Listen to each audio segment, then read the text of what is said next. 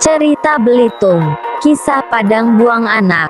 Alkisah, suatu hari di musim kemarau tersebut, seorang perempuan bernama Dambek berjalan dengan menggendong bayinya.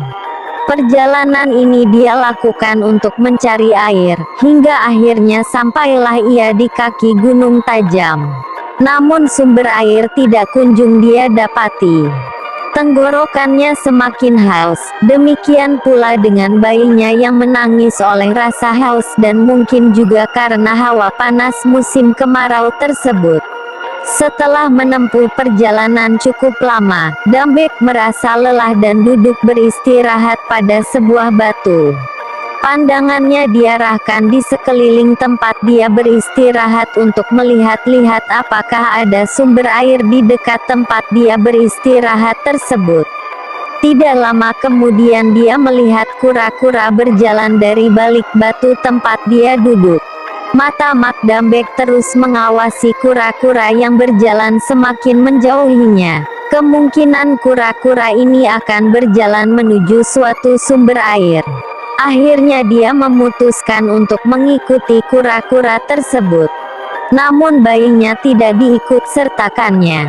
Dia membuat lingkaran dari batu-batu untuk kemudian bayinya diletakkan dalam lingkaran batu-batu tersebut. Setelah itu dia mulai bangkit dan berjalan mengikuti kura-kura tersebut. Hingga pada akhirnya kura-kura tersebut membawanya ke lembah yang penuh dengan sumber air. Dambek sangat senang sekali. Diminumnya air tersebut untuk menghapus rasa haus yang tadi dirasakannya. Setelah dirasakan cukup, dia memutuskan untuk kembali menemui bayinya yang tadi ditinggalkannya. Ketika ia kembali, dia tidak menemukan apa-apa lagi. Hanya batu-batu berbentuk lingkaran yang tadi disusunnya, bercak darah yang cukup banyak serta jejak kaki hewan.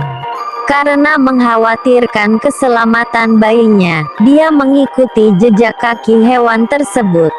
Namun dia tidak bisa menemukan bayinya karena jejak kaki hewan tersebut berakhir di pinggir hutan. Alangkah sedihnya Dambek sehingga tidak kuasa membendung air matanya. Dengan perasaan sedih dan air mata terus mengalir, dia memutuskan untuk pulang ke rumahnya. Sesampainya di rumah, dia menceritakan kisahnya pada tetangganya.